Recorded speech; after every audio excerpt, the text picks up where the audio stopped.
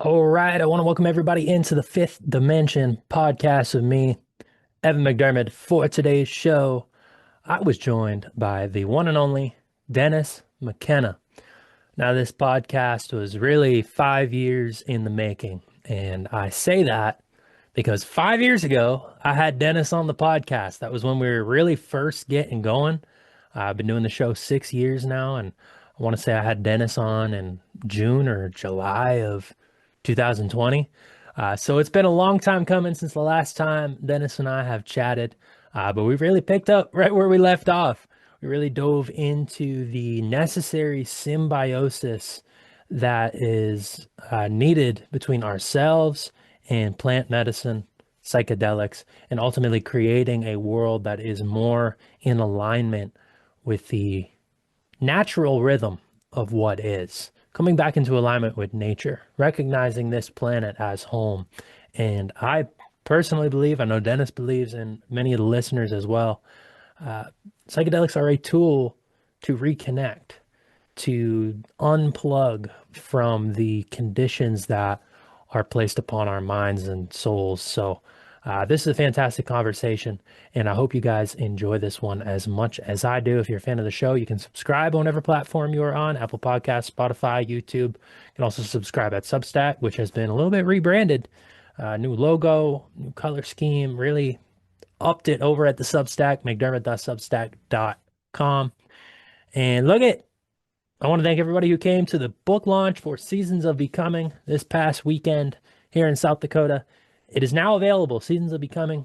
Get yourself a copy on Amazon. The link to do so is in the episode show notes below. I will have a celebratory episode coming out in the very near future uh, to commemorate this and ultimately kind of release it, if you will, right? You create, put all this time, effort, energy into it, and then once the creative process is done, you almost have to surrender it, let it go. But a good way to support the show is to purchase a copy of the book. And if you're interested in a lot of the themes that we talk about here on the show, I really think this poetry collection is for you. So check it out. Seasons of Becoming, available on Amazon, Barnes& and Noble, Lulu, wherever you want to get your book. It is now available.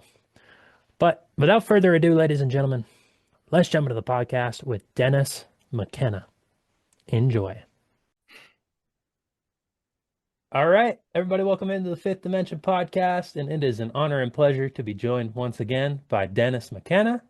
Dennis was on the podcast about 5 years ago, which feels like an entirely different lifetime at this point.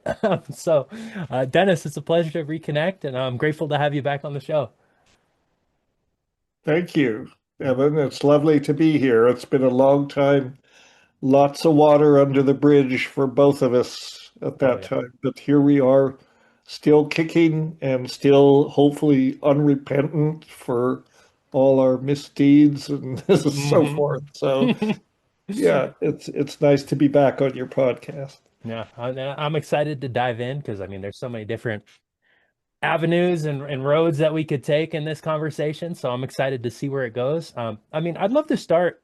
Obviously, you've been in the psychedelic space and the psychedelic dialogue for a long, long time. I mean, we were just talking on the show. You got your degree in '85, I think you said, and I know you've been in this space since then.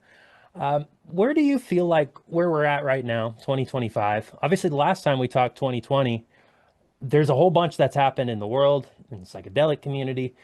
Just where are we at in terms of when we're looking at our relationship with psychedelics, when we're looking at our relationship with our own consciousness, right? Where are we kind of at in that dialogue in terms of the collective and what you've seen sort of progress and I guess what's kind of Well, a good center a, point that we're at.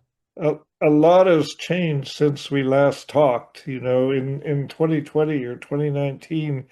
Uh, I don't think people anticipated that psychedelics were going to suddenly become almost mainstream, Yeah. and achieve a level of acceptance, perhaps in the biomedical community.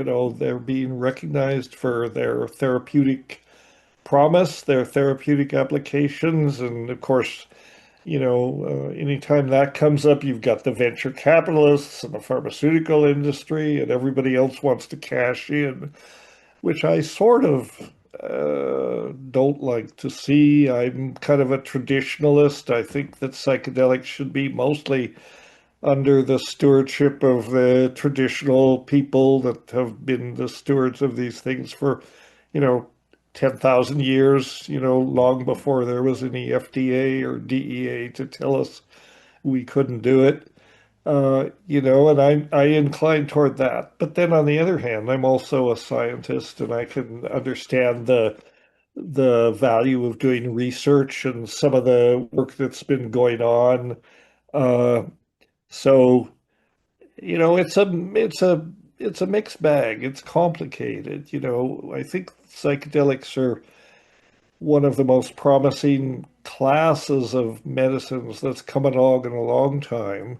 Hmm. And if you look at the state of mental health care in the States or really anywhere in the world, it's kind of a disaster.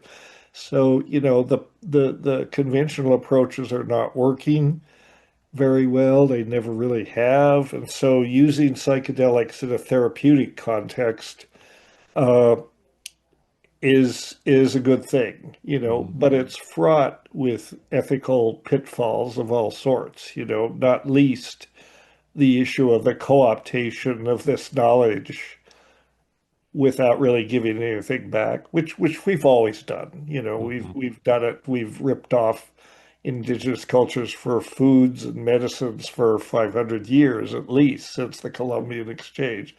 That goes on. Uh, so everything's in flux, like I guess they perpetually are. But Hmm. I think psychedelics continue to be one of the most promising things, sort of in the space right now in terms of both it's their potential to help people with mental issues, with mental problems, but it's not solely about that. I Hmm. mean, psychedelics, you don't have to be ill, you don't have to be sick to benefit from psychedelics. I think psychedelics are, as I've often said, they're medicines for the soul, Hmm. and presumably we all have souls and we all have wounded souls. I don't think you can exist in this society without being wounded to a certain extent. Psychedelics can potentially be healing for individuals, but also healing for societies if they're Hmm. deployed right, and even for the planet, because one of the effects that psychedelics seem to bring with it is sort of enhancing our appreciation of nature and our connection to nature. So, uh, you know, it's a complicated situation. Right, right. Well, and it's interesting because I'm interested in both aspects of psychedelics myself because I work in the mental health space, right? But I've also had those profound moments of reconnection with the soul on a deeper level through the use of psychedelics, right? And it seems like there's a place for almost a utilitarian, I would say, way of approaching it in the terms of mental health and, whether it's people doing it for depression or PTSD. But then, you also have, I hear in like the tech industries, people want to use it for like mindset enhancement. And so there's almost this utilitarian approach that I think is becoming more prominent. And that's sort of what the biopharmaceutical industries are gonna, I would say, approach it with as well.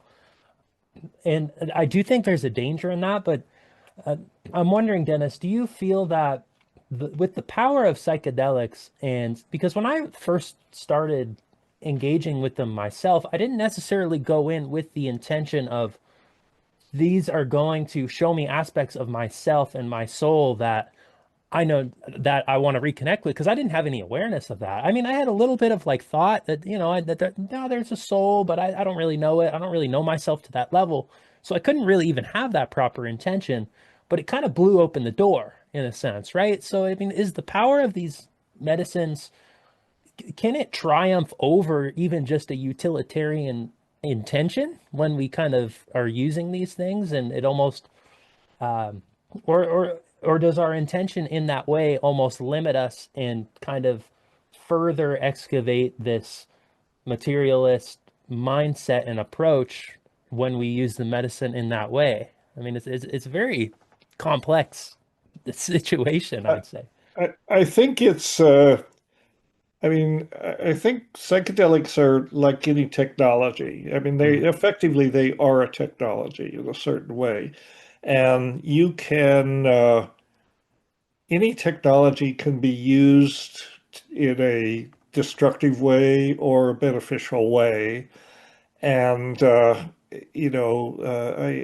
often said there's no inherent moral quality Mm. to any psychedelic or any technology, really. The moral aspect of our use of technology is the choices we make, how we choose to use them. And as a species, we're very, very clever about technology. We're not very wise about the way that we deploy it. I think Mm. you're seeing this very much in the sort of emergence of AI, which I've become increasingly concerned about and kind of interested in, because AI is a powerful technology for sure, but it can be used in very destructive ways. And Mhm. I'm concerned about it. And I mention AI simply because it's the currently the big thing, Right. and many people are using it. There are all sorts of ways to use it in constructive ways. I'm concerned that uh, people are coming to rely on it too much. Mhm. We're in some sense we're outsourcing our intelligence to these machines. And the problem is they are machines. Mhm. They don't have any real consciousness. Right. They don't have any subjective awareness, but they can present a very convincing simulation that they are, and the temptation to trust them, to treat them as though they were actually uh, conscious entities is, I think, very dangerous. Mm. And also, I don't know why. I mean, I tend to get off on these rants, I love about it. I love but it. I read an article just recently where they did some tests and they had students write essays. And I don't know, you may have seen it. There was an article in the New York Times. They had students write essays. Mhm. Half the group, or a third of the group, wrote it with the help of Chat GPT. And the other third wrote it with just an ordinary traditional Google search Mhm. and unassisted by AI. And the other third did it completely without any media, any assistance at all. They just had to just had to do it from scratch based Mhm. on what they knew or what they could look up in books and that sort of thing. And then they reviewed the effects, and then they asked the subjects to, what do you recall about the essay that you wrote? Mhm. Can you read it back? Can you recall the main points of the essay? And the people that used Chat GPT couldn't recall a single thing. Mm. Right. And the people that use Google, they could recall a few sentences, a few key things. The people that did it completely on their own could, not surprisingly, could practically re-quote the entire essay. Mhm. So they had engaged with it. I think AI tempts us to be intellectually lazy, Mm. and to let the AI do the work. And we've sacrificed our creativity to that, Yeah. and our critical thinking and all that. Well, so anyway, AI is one example. Everyone's excited about it. And I think the excitement tends to, the temptation is to throw caution to the winds and Mhm. use it for whatever. And AI is going to save us. I'm sorry, AI is not going to save us. AI may well destroy us if we don't get a handle on it, you know. It's actually quite terrifying Mhm. uh, in many respects because basically it's being thoughtlessly deployed by people who are basically interested in profits, and the potential profits are enormous. Mhm. Well, how does this relate to psychedelics? Well, I don't know exactly, but it's the same thing. It's a technology that potentially psychedelics can potentially be used for to great good, you know, for healing, for social bonding, for bonding to nature, for understanding consciousness. You know, I mean, they're the best tools we have for probing the nature of consciousness and the nature of the brain-mind relationship and all of these. So they have tremendous potential. I think that it is a mistake for, you know, I mean, like any technology of this, there's a tendency on the part of the people that make the rules that it has to be controlled some way. You know, Mhm. and they come and they say, well, if it's not in the part of a, you know, clinical study or a laboratory or some kind of biomedical context, then it's not legitimate. Mhm. You know, I couldn't disagree with that more.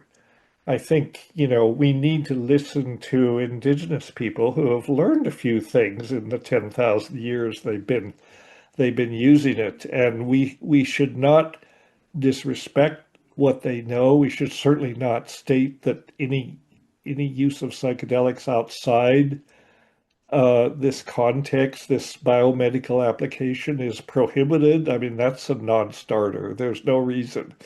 These substances are not inherently that dangerous, and Mhm. people should have access to them. Uh, you know, I'm very strongly believe that no uh, substance, well, maybe not all substances, but pretty much all substances, and certainly natural psychedelics should not be regulated or prohibited in any way, Mhm. you know, other than we should show respect for the indigenous cultures that have been the stewards of these things for so long, you know, and the interest of the global world in psychedelics has changed these cultures. Mhm. Sometimes in, you know, there are sometimes benefits, but often there's a lot of harm as well. So we have to proceed cautiously in terms of how we use them. Right. And lately, my latest shtick, if you want to put it that way, or what I've been talking about in some lectures and so on, is this idea that we have a right to symbiosis, Mhm. that we form relationships with these plants and fungi. These are basically symbiotic alliances. And I think that we need to assert symbiosis as a fundamental right, Mhm. not just a human right, because it actually extends, it's a fundamental organismic right. And people should have the option to form a symbiotic relationship with any damn organism they want, Mhm. you know, as long as it doesn't harm other people or other organisms, you know, and you don't hear this concept being talked about in jurisprudence or in legal cases or so on, but I think we need to make a case for symbiosis Mhm. because symbiosis is what we are. And symbiosis drives evolution much more than competition. You know, people talk about evolution, survival of the fittest, nature red and truth and clawed, all that stuff. No, nature's built on symbiotic relationships, you know, Mhm. and collaboration. So we could look at nature and take a page from that and implement more kinds of symbiotic relationships. Uh, and by definition, symbiotic relationship is a close relationship with a different species. Mhm. They're not all, there are various kinds of symbiosis. I mean, parasitism is a symbiosis, you know, but usually one partner in that partnership they lose, they do not benefit. So the kind of symbiosis I'm talking about is that's called mutualism or commensalism, Hmm. uh, where both parties benefit. I think growing mushrooms is a good example. Right. You can, and mushrooms basically have a simple agenda. They want to grow. This is what mushrooms do, Hmm. and if we can facilitate that by cultivating mushrooms or spreading them around in the forest, that benefits the mushrooms and it benefits us. Mm. And those kinds of relationships, people should seek them out and practice symbiosis. Right. And it's interesting because you're right in the sense where I don't hear even within like psychedelic communities, right? The idea of symbiosis and a forming a relationship with the fungi itself, right? I mean, Uh-huh. could you speak more to the nature of that relationship? Because a lot of times, I mean, we almost it's still there's still a tendency, even within myself, I catch this, right? Where we you take the mushroom and we get something from it, right? And it's revealing something, and and it communicates with us in ways, and we can view it as a living organism and a species, and there's innate wisdom in there, but yet there's almost still sometimes a disconnect that we place between ourselves and then the mushroom, for example, right? But the reality Right. is in symbiosis, I would be receiving something, I would be giving it something. It's mutually beneficial, like you were kind of saying. I mean, how could you speak deeper into that relationship and I mean how we go about cultivating that and really embracing and what we can learn from it and what we do take from that? Well, sure. I mean, given that uh, mushrooms are now a commodity, I Mm, mean, you can buy mushrooms, whether, I mean, technically they're illegal in mm, lots of places. In a few places, they're more or less, if not legal, at least tolerated. States like Oregon and Colorado and so on, they're virtually legal. Up here in British Columbia, mm, you can go to stores and buy mushrooms. I mean, there are dispensaries, the same stores that dispense cannabis. You can buy your mushrooms there. But then you're still participating in a capitalistic activity, which is okay. Not everybody is able to grow mushrooms on their own.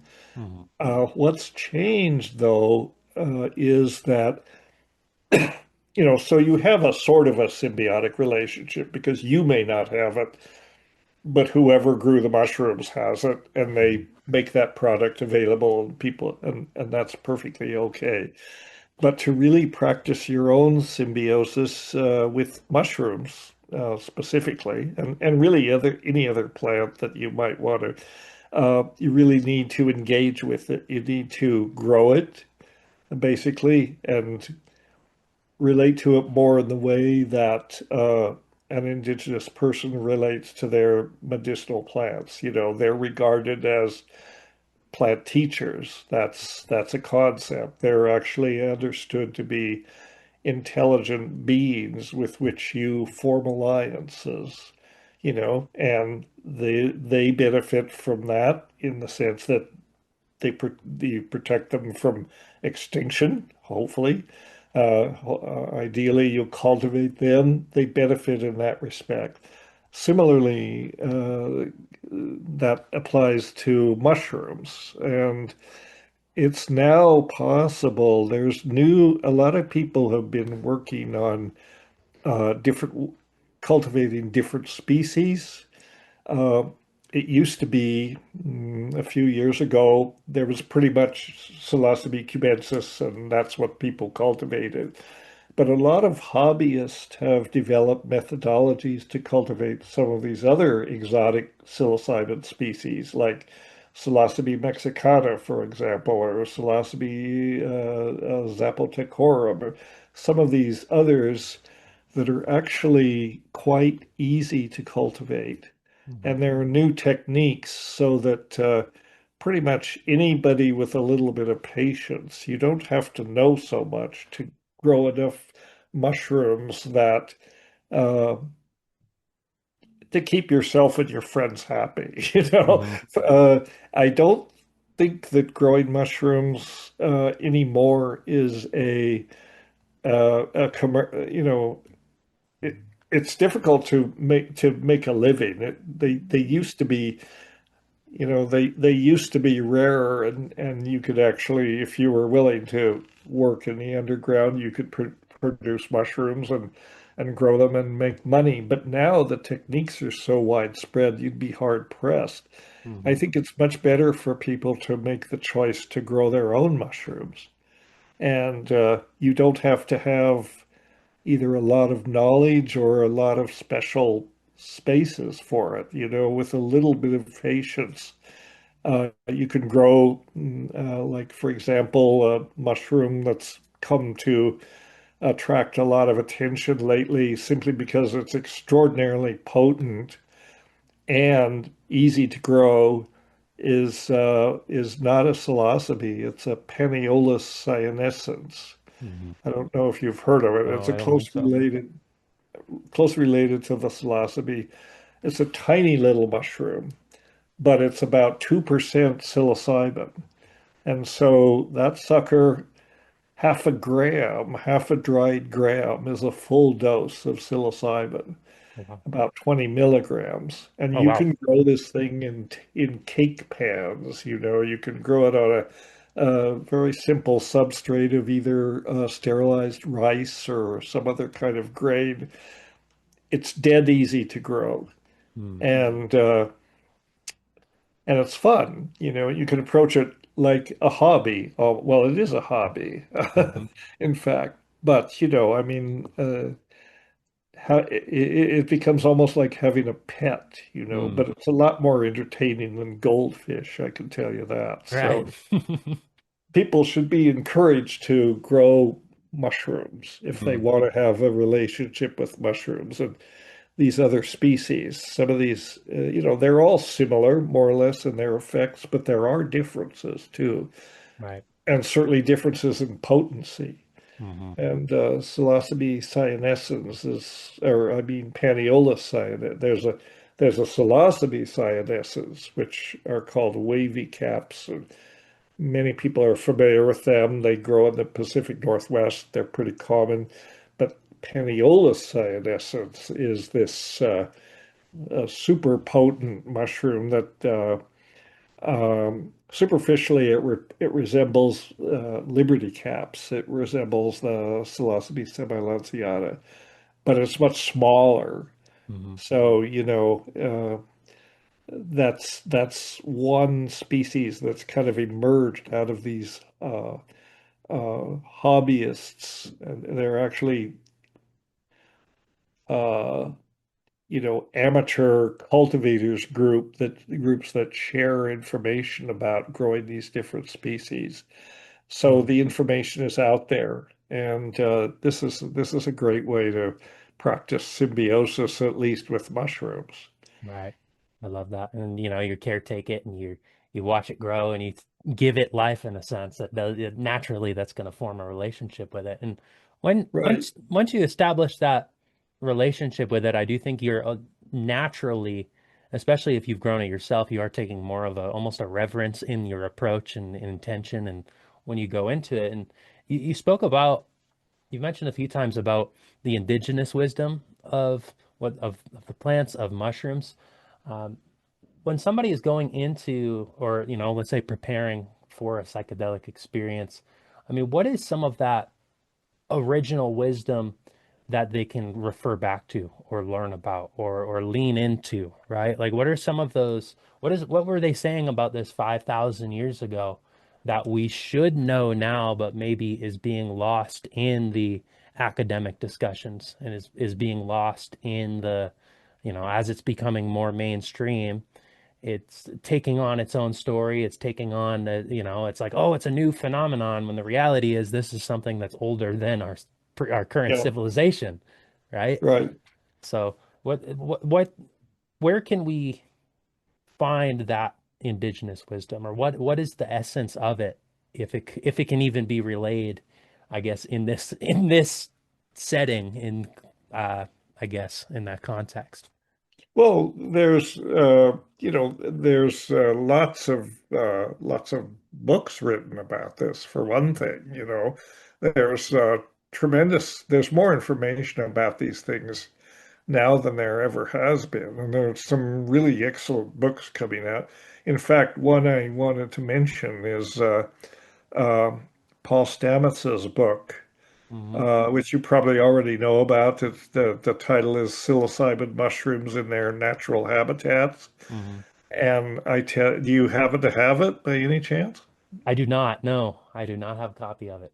Well, it's worth getting because it's kind of, I mean, Paul's put tremendous amount of work into this, and he's had help. Obviously, he has people helping him, but it is really an amazing book. It is like the definitive source book Mm. on psilocybin mushrooms right now. It's the definitive go-to guide. It talks about the history, it talks about the probable role in evolution. It has a very excellent sections on, what it makes clear in the book is that traditional use of psilocybin mushrooms was in no way confined to Mexico.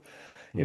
There's clear evidence now that, for example, the Egyptians knew about mushrooms and, the Indians knew about mushrooms. And there's iconography that's pretty unmistakable that's showing, yeah, these people were consuming mushrooms. So that's one thing that this book has done. It shows that mushrooms are the common heritage of humanity. I don't think any one indigenous group can claim ownership to Mm.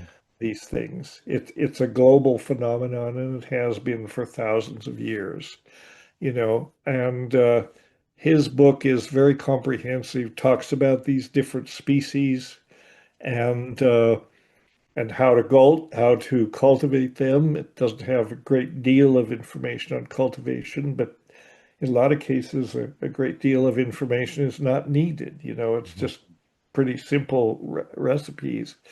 Uh, and and then he talks about using psychedelics, obviously, and using mushrooms and the right approaches to that. He talks about microdosing, so it's comprehensive, Mm. and it's quite a useful reference. And one of the things he has emphasized, and I think a valuable reference for many people is there's a website called inaturalist.org. I don't know if Hmm. you know, do you Yep. know that site? Yep. inaturalist.org.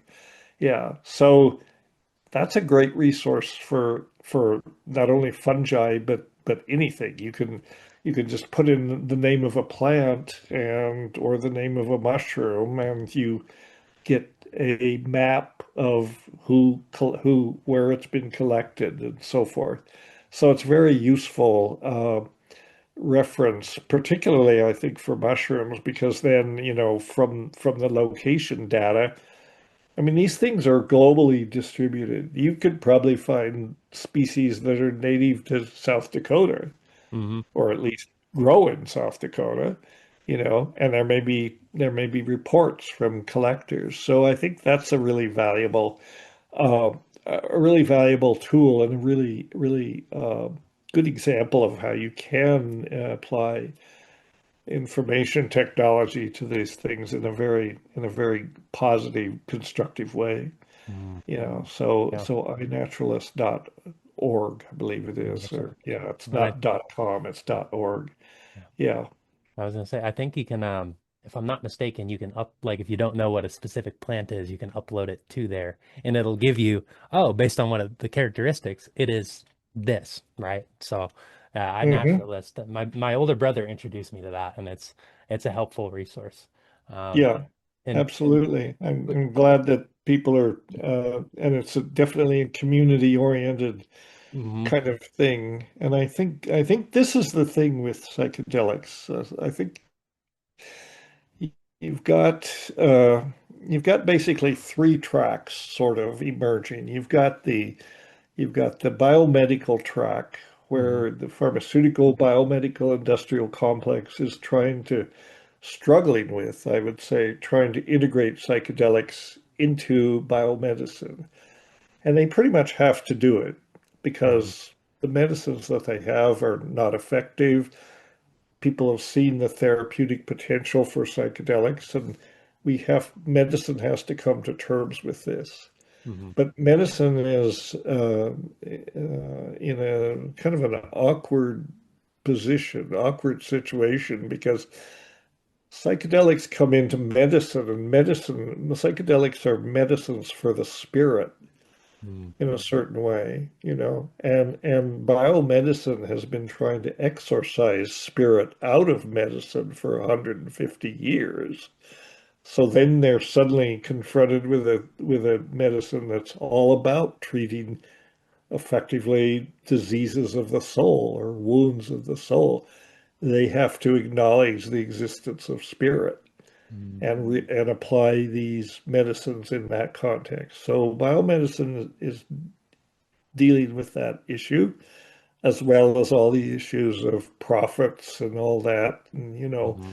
I mean, the involvement of predatory venture capitalists is probably inevitable. And maybe some of them consume these medicines and have a better understanding of the right relationship. Probably most don't, but Hmm. they're too busy making money from it. Right. So you've got that track, and then you have the indigenous track, which is uh, as it always has been. It has roots going back thousands of years. It's basically related to indigenous communities, and this knowledge is under threat because the communities themselves are under threat. The knowledge is disappearing. The coherence of the communities is threatened by globalism and all the economic factors that buffet those kinds of communities. And uh, so we have to, by we, basically, I mean all of humanity. There's no group that's delegated to say we have to protect these indigenous communities.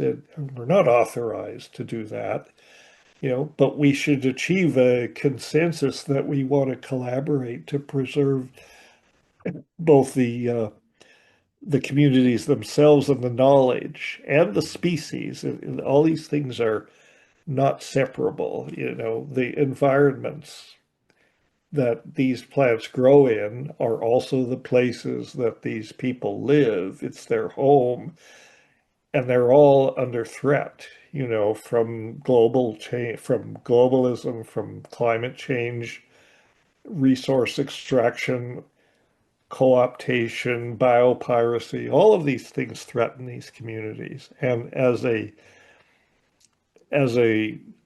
members of the psychedelic community, global psychedelic community, we have to acknowledge this, and it's our responsibility to do what we can to ensure the health of these communities and the survival of their traditions.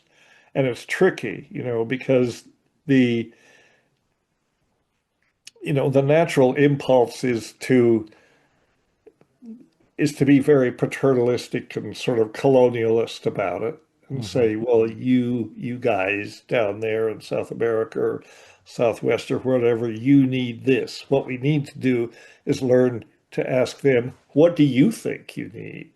How Hmm. do you see it happening? In other words, listen to and respect their understanding of what's happening as these ancient traditions are kind of evolving into the modern world, And then so that's another track. And then the middle track is kind of the people like you and me, who we are not indigenous people, uh, but we're fascinated we have respect and empathy for these traditions. We respect these medicines, and and this is where it comes back to community. I think that I think that whatever happens in the biomedical sphere, it's going to happen no matter what because it's profit driven.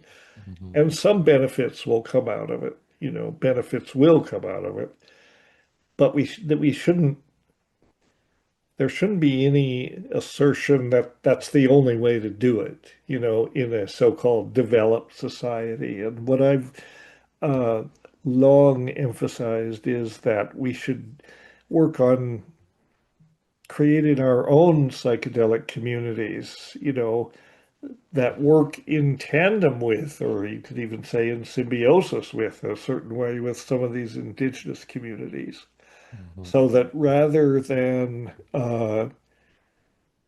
go to South America, for example, to drink ayahuasca and do that whole ayahuasca tourism thing, which I've done plenty of, but I've come to think maybe that's not the most respectful thing to do because of the impact it has on these communities. What I would like to see is some way that you could form uh, relationships with these communities to don't go to South America for the medicine, bring the medicine to North America Mhm. in some way that is legal and respectful and community oriented, Mhm. and a few laws would have to be changed. But in some states, this could be done. This could be done right now in Colorado or Oregon or other states that are about to legalize mushrooms. And it's not limited to mushrooms, but uh, they're one example. What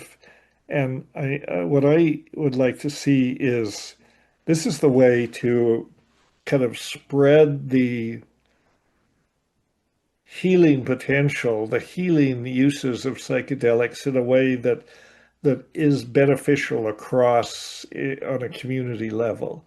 Mhm. Because, that's my shtick or what I say is psychedelics are medicines for the soul, but they're medicines for the soul of communities and of the planet and of the species as a whole. So we have to find a way to integrate this into our modern post-technological, society in a way that is benign and helpful. And it's tricky, but it's worth doing. Right. Definitely. There's not going to be an easy solution per se. And what you're Right. talking about is it's interesting because I interviewed this group. They're called Setas Ceremony, Setas ceremony or seminary, Setas Seminary, and they're down in Nevada, and they're like a psychedelic based church, right? And so Yeah.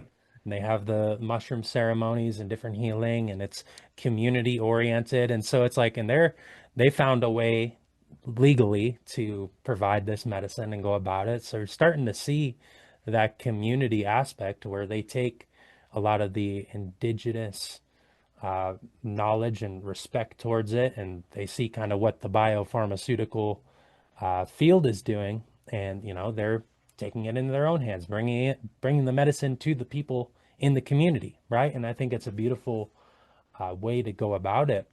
And when we're looking at going into the psychedelic experience, and you're right in the sense where if it's in the hands of the biotech, right, it almost kind of feeds the paradigm that we're in of materialism and consumption and uh, imperialism, right? And if we continue down this path, it's almost like it's almost like duality in a sense, where you get so much of this, it's going to end up getting rid of like we're talking about the indigenous groups that are at risk.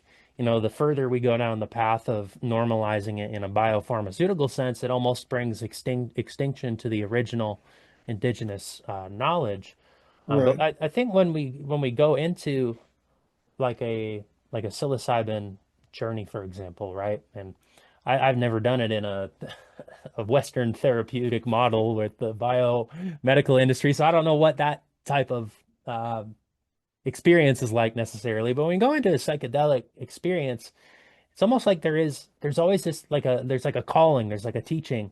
And I think, you've kind of referenced it a few times, and it feels like it's rooted in a lot of those indigenous principles that are talked about and respected in their ceremonies, right? I mean, is Right. there a way to elaborate what you feel that calling, what that teaching is, what we're actually learning through Well, and what yeah, yes, yes. I think that I don't think you can't ape these things. yeah, You don't want to co-opt these practices, whole cloth from because that's basically ripping off yeah. the cultural paradigm. What you can do is look at what they do, and you can say, you can say, well, their approach is thus, and we can not imitate it, but create something that's unique for our own culture, but Mm, also works for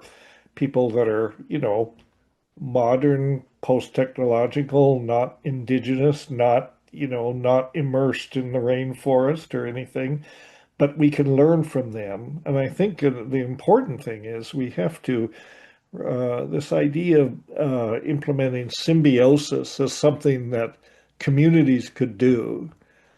I mean, a community psychedelic society or psychedelic community might resemble a garden club, yeah. in a sense that a lot of plant people and fungal people, they want to grow these things. They get together and they make a community psychedelic garden or a community mushroom patch that everybody gets to participate in. Mhm. And that brings the community together.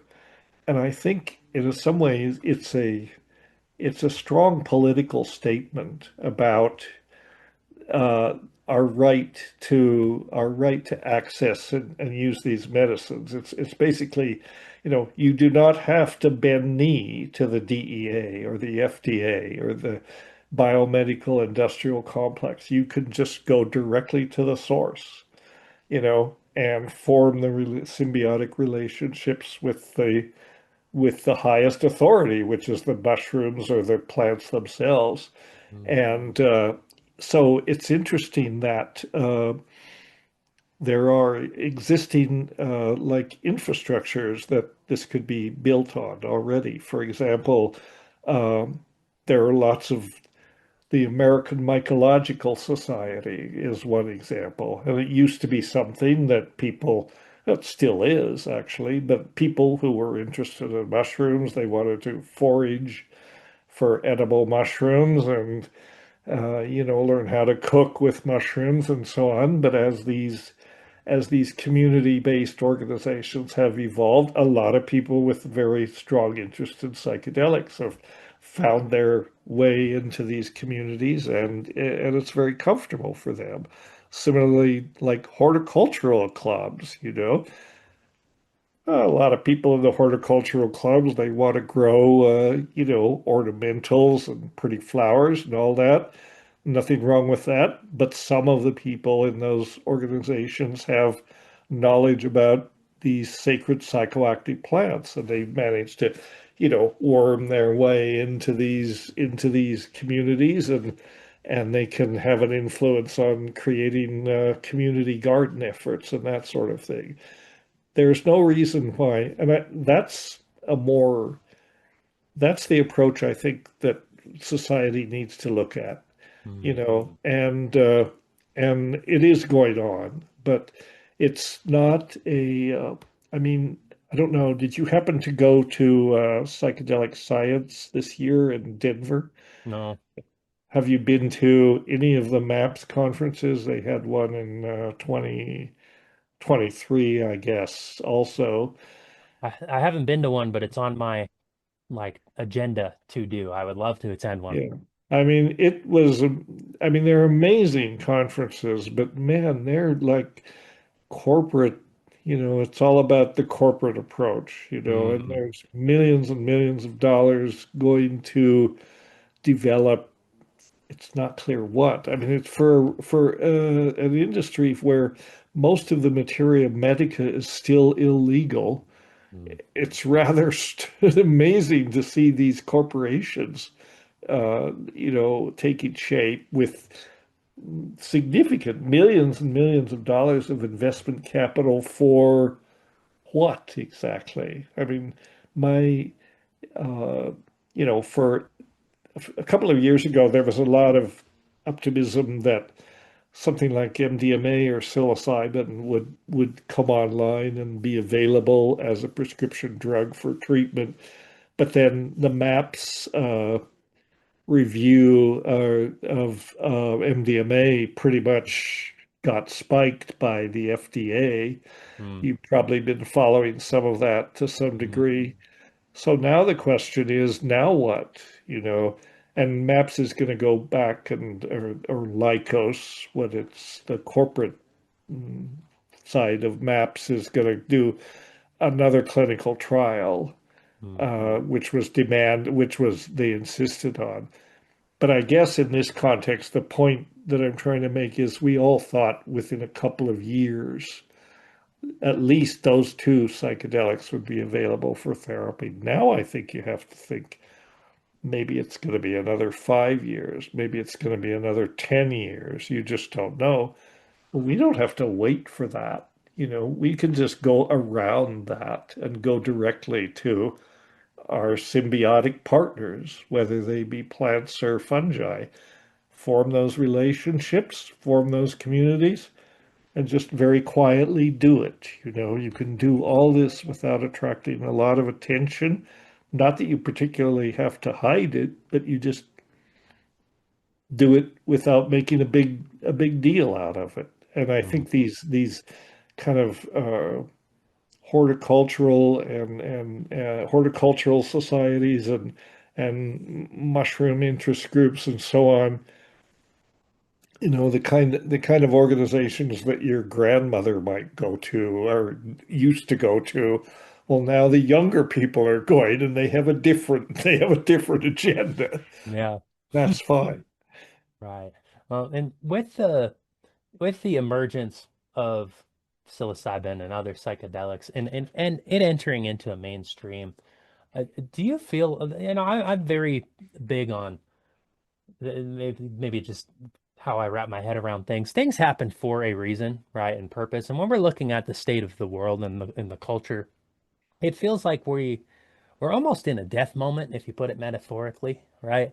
Um, do you feel where the psychedelics can be almost like a bridge into like some sort of initiation? I mean, what that looks like, I guess, is going to be on a cultural level. It's very difficult to speak to, uh, but at least on an individual level, right? I mean, people talk about the ego death experience within psychedelics, right? And what's Hmm. on the other side of that? Do you feel that we're being given an opportunity to step into a new way of being? And this is kind of almost nature's solution to say, hey, you guys are Yes. way far down the materialist paradigm. Here you go. Give this give this a shot, right? Could that be maybe what almost why it's emerging and what it can be a bridge to if we allow it to be? Yes, I totally agree. I think that psychedelics they're co-evolutionary partners with us, Mm, and they're symbiotic partners, and they always have been. We haven't always listened to their message, and we haven't always respected them. But yeah, they do point the way toward a new a partnership with nature that is both ancient because it's always existed, but in some way is new because I think, because we're losing that connection. We're forgetting that connection, that we are immersed in nature, that we're part of nature. And that's the problem. That at the root of the problem is the fact that we no longer, we've lost our respect for nature, and at least certain influential segments of society that control the money and the resources and all this have come to view nature as something that we dominate. It's there to be owned, hmm extracted, exploited, patented, ultimately destroyed. Hmm. And this is what's concerning to me is that, and this is actually Western culture ever since the Judeo-Christian traditions has devalued nature. I mean, there's this perception in those traditions that nature is part of this world. Your reward is in heaven. There's no reason to worry about preserving heaven on earth. Mm. And that it seems that that gives people in this space a certain license to, okay, well, we can wreck the planet. It doesn't matter because we're all going to heaven. I'm here to tell you, you're not going to heaven if you do that. Right. There probably isn't a heaven anyway, Hmm. but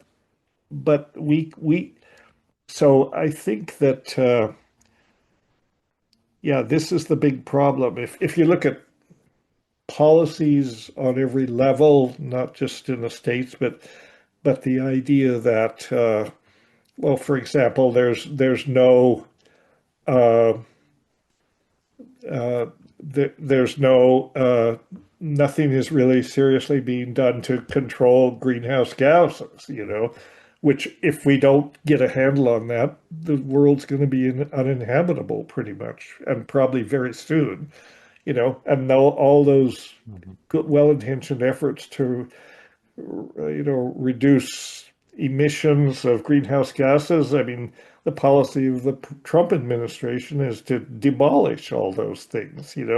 They don't believe in renewable energy. They're dismantling these programs because I don't know why. I think it's basically because they're both stupid and insane. But here we have technologies that could make a difference, but they're not supporting them. And then on the top of that, you get, this is another thing about AI that really concerns me is that the amounts of resources, water and electricity that you have to consume in order for these data centers to operate, there's significant amounts of the water and electricity that are consumed in these communities, and there isn't enough. A lot of these tech companies that have gone all in for AI, originally they had goals for reducing greenhouse emissions and this kind of thing. They actually had an environmental agenda. But in the face of the tremendous profits that they think they're going to make, and I think they're deluded about that, I think they're in for a big shock. But in the face of this idea, they're going to make such tremendous profits. All those environmental aspirations have just basically been shit canned. We Hmm. can't, they've just shoved it out of the way. They're not even talking about it anymore. So this is the problem, that,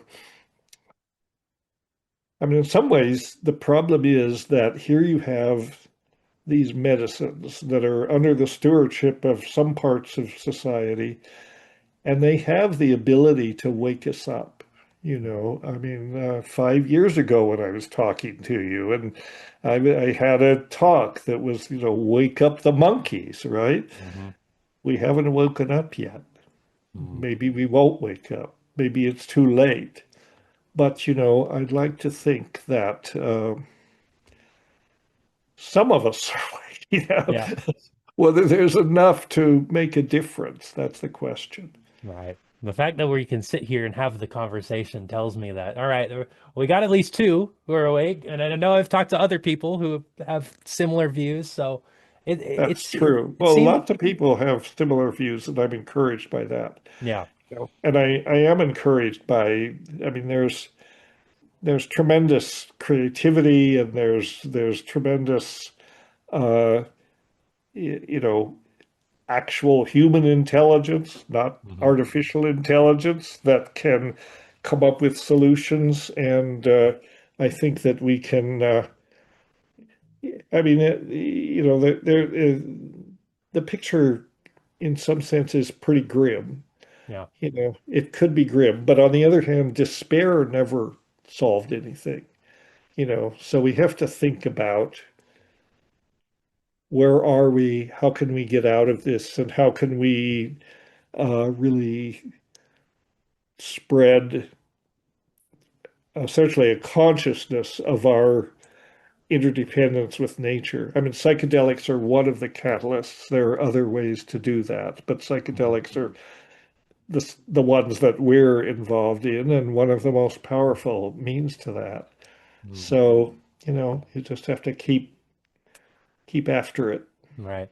Would and something I'm very interested in myself, like I write a lot of poetry, for example, and I'm interested in like myth and myth making. And to me, it feels like maybe a way to spread that consciousness is through the development of the new myth.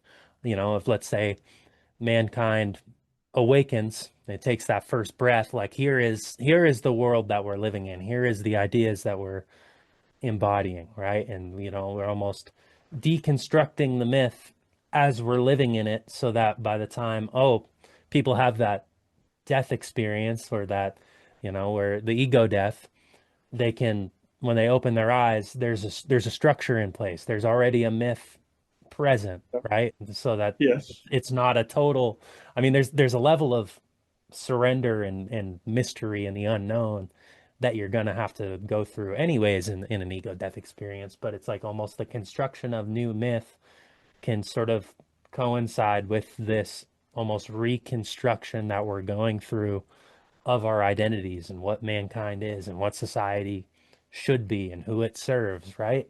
Um, right, and right. do you feel like and I feel like you're doing this through your work as it is, right? But I mean, do you have a way you would articulate sort of what that symbiosis looks like in a myth fashion, or how it sort of tells the story of what we are stepping into or what we can rediscover through psychedelics, rediscover about ourselves, right? Is there a way you would articulate that myth?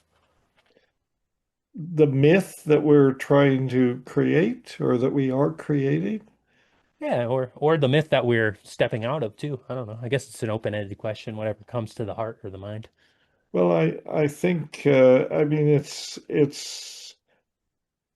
not something that's different from how you live. You Mm-hmm. have to realize you're uh, within that mythic space. You're part of this effectively this evolutionary push toward waking up. We're part of it.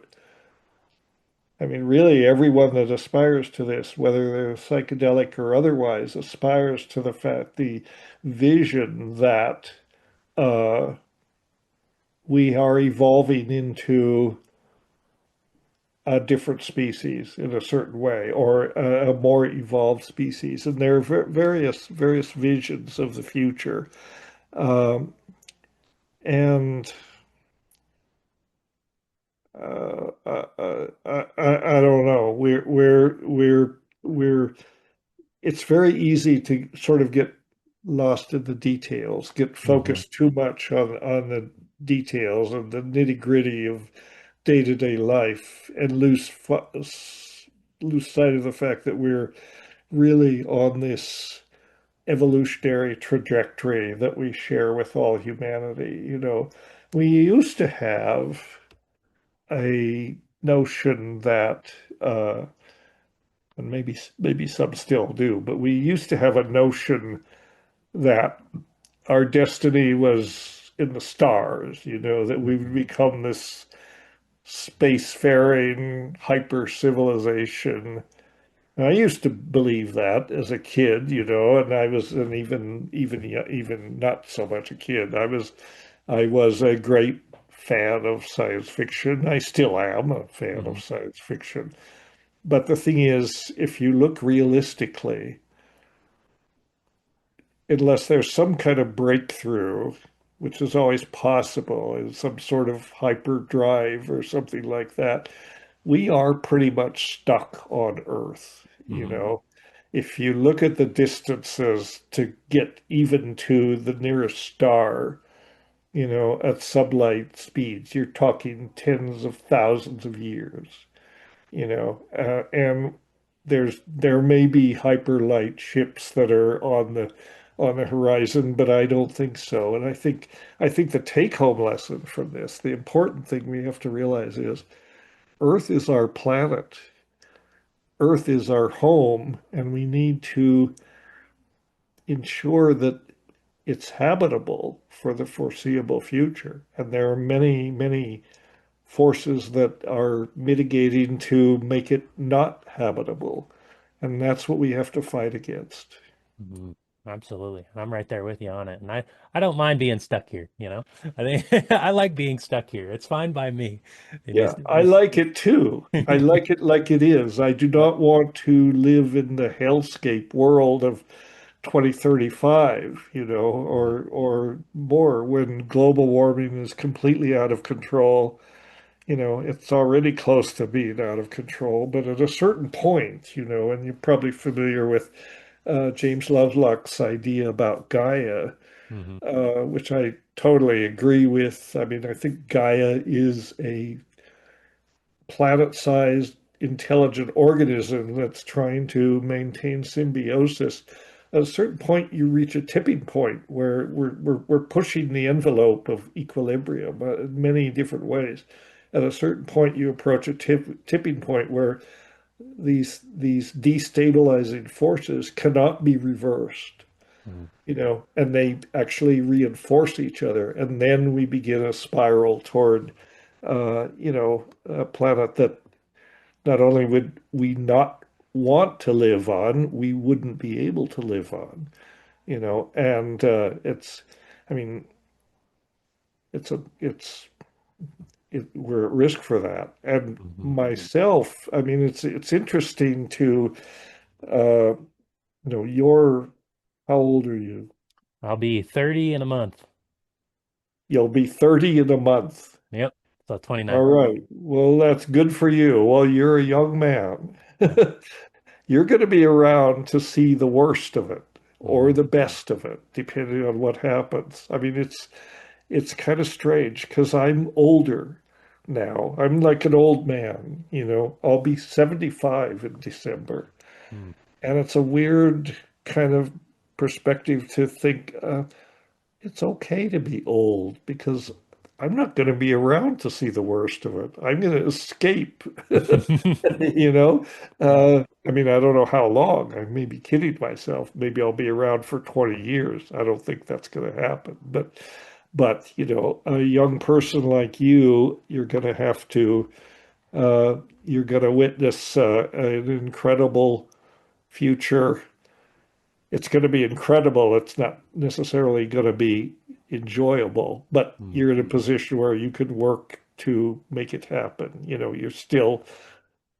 You're still young enough, and you've been doing this podcast. You've got other ways of influencing people. So all is never lost, Well, when all is lost when you give up, right, and none of us are giving up here. right. So I I agree guess with you that's on the that that's the that's the take home lesson to this for sure. conversation. For sure. Well, as long as I can step outside and still breathe the fresh air and see the beauty, and like I live right by the river, like I can be a part of nature and feel that connection, there's no reason to give up on that, you know? It's still here, it's still home. Yeah.